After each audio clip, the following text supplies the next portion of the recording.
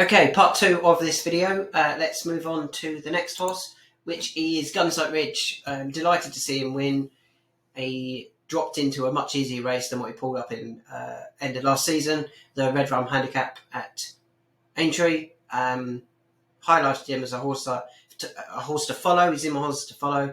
He's already won, and I think he can go on. I think he'll probably go to Sandown next, where he's got some decent form. And hopefully he can overcome his rise in the handicap. We then had a disappointment with McFabulous on Saturday. I thought he jumped the first couple. Interesting. I thought he got in close, but jumped him quite big. Then when he turned into the straight and jumped one, I didn't really see anything wrong with it. I didn't see anything wrong with the landing.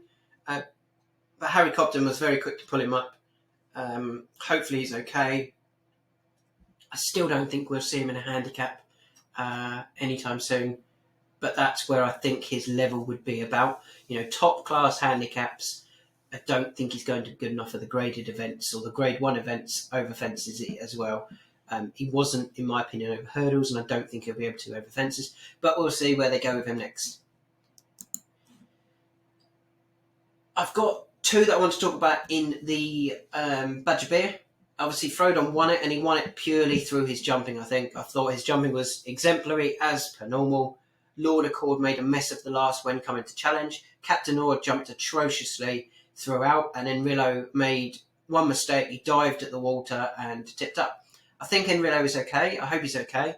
He might need a few weeks to recover.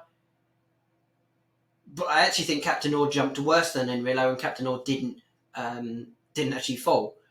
So, who are the two that I like from the race? Well, you've got to give Enrillo another chance. I thought he was travelling really, really well.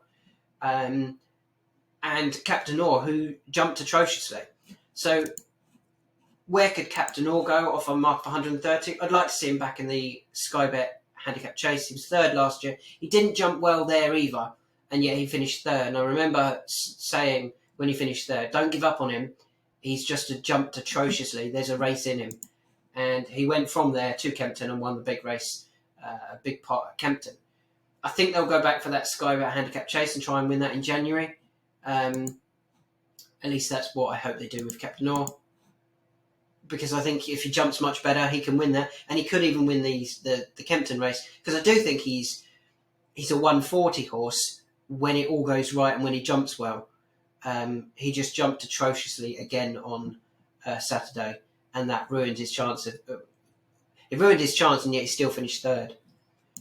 The other horse, as I mentioned, that I thought was interesting from that race was Enrillo, who is getting a few letters in his form, which is a concern. He's only finished the once out of 5 runs now.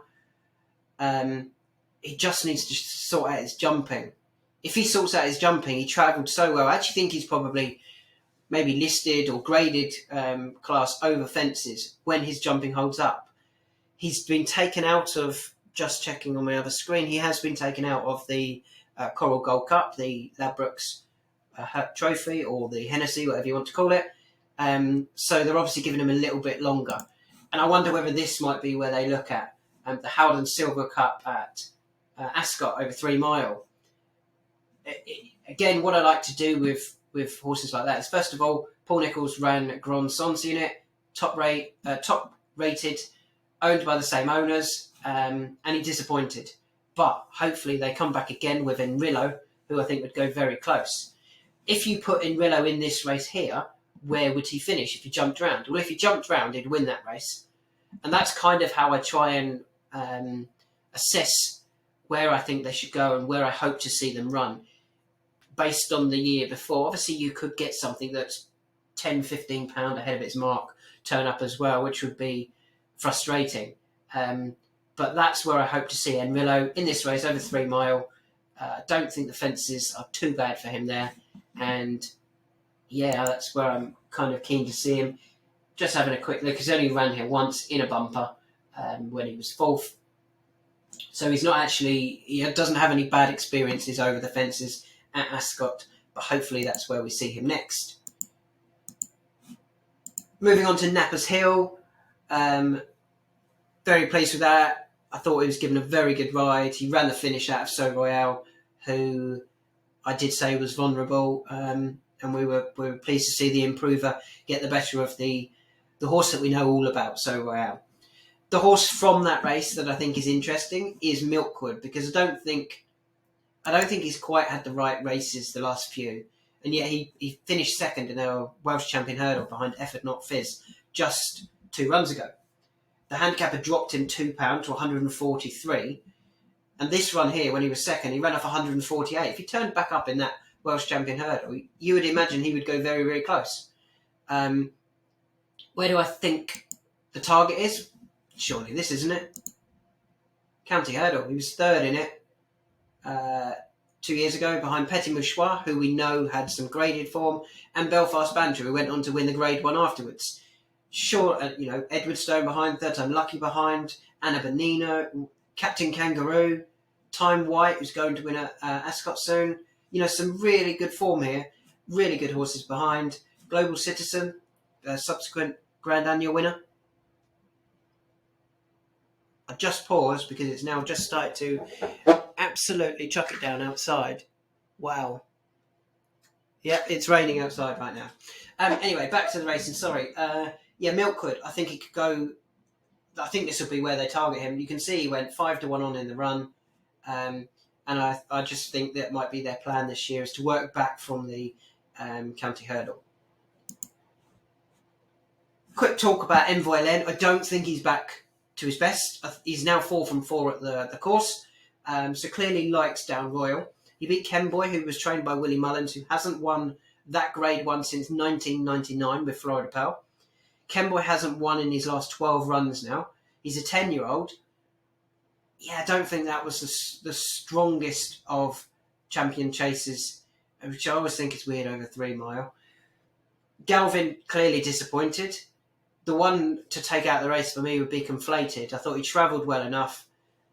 We travelled really well. Hit the front at what looked like a good time, and then just faded. He hadn't run for 212 days, and I think he just got tired late on. Probably this wasn't the main target, even though it was a Grade 1. I think they'll probably have something else in mind of him. Gordon Elliott probably thought he was going to win it with Galvin, and was running Conflated just in case, and it kind of both went wrong. But yeah, I know Envoy Len's in the King George.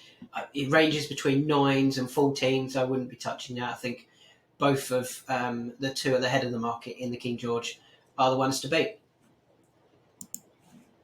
I don't know if you can hear that rain. Moving on to the Colin Parker Memorial Intermediate Chase. This I thought was a really good race. Beauport had run some really good races, including 4 for Aintree, second at Sandown. It was really good form. Miller's Bank is a Grade 1 winner. Manila Drama is a Grade 2 winner. And Correct Rambler is a Ultima winner. So he'd won the 3 mile Ultima at the Cheltenham Festival. Bear Gills, I thought, therefore, ran a really good race from 592 days off the track. He moved into it stylishly and was entitled to get tired, which I think he did. And I really think there's a good plan for him. He's clearly fragile because he hasn't run 592 days, so don't over-race him this season. You could go for 2 more races. This one, the Timeform Novices Handicap Chase at Cheltenham. If you put Bear Gills in this race, like I said, like I did with previous races, where do you think he would finish? Well, I think he would win that, Bear Gills. I thought he travelled really well. Are any of these graded sort of class that he was taking on in that race at Carlisle? Probably not. So if Bear Gills ran in this Timeform Novices Handicap Chase, and then I'd throw him in at the deep end, go for the 2.5 plate handicap chase at the Cheltenham Festival. Don't go for the graded races at this point. He's only rated 140. He dropped £2 for his third placed effort, which I thought was very kind. Yeah, take advantage of his 140 mark. There's some really good horses that were in and around him, and he ran well for such a long way, and he was entitled to get tired. So I'm really keen to see Bear Gills taken down that novice handicap and then the handicap at the Cheltenham Festival. Obviously, you would have preferred him to run in that 2.5 novice at the Cheltenham Festival, but that's not available anymore. few more to talk about. One more actually, and that's For Pleasure. Now, For Pleasure has had 2 runs this season already. He's disappointed in both, including in a listed race at Kempton over hurdles. What we've got to remember is he went off like 7-1 for a Grand Annual just 3 or 4 runs ago. And he's dropped in the handicap since then. He's down to 133 now. He dropped another pound after his 4th. It's based on collateral form. He's dropped another pound. I really hope they can get a bit of confidence into him and take in something like this. It's 0 to 140. He's rated 133. Handicap chase at Doncaster. Now, he does have some Doncaster form. He fell. That's not form, is it? And he was 3rd. So he's been around a couple of times. But I just think, again, if you put For Pleasure in this race here with these 6 here, where do I think he would finish? I'd be really disappointed if he didn't win a race like that. So hopefully he could get a similar class of opposition, and I think he would take all of the beating. Let him go from the front, jump for fun at the front, and I don't think I would peg him back. And I think that could get him into... I think that would get him back into form, go in the right way, and then they can look again with where to go with For Pleasure. Yeah, he went off 7-1 for a Grand Annual. They've got to be disappointed with how it's gone so far since then, and hopefully they can find a race for him soon. So there's a few horses. I think the best plan there would be Bear Gills. I really like that plan, that novice handicap at Cheltenham, then back for the 2.5 at the Cheltenham Festival. I think Milkwood is likely to be targeted for that county hurdle. Don't give up on Captain Orr and Enrillo. And if you haven't watched the first video, watch the first video as well, where I talk about other horses from this list of tabs at the top. So thanks for listening. Don't forget to drop a like on the video if you like it. If you don't like it. And please subscribe so you'll get notifications of when I release new videos. Thanks for listening. The next video will be about the Paddy Power Gold Cup at Cheltenham on Saturday and the Greatwood Hurdle on Sunday.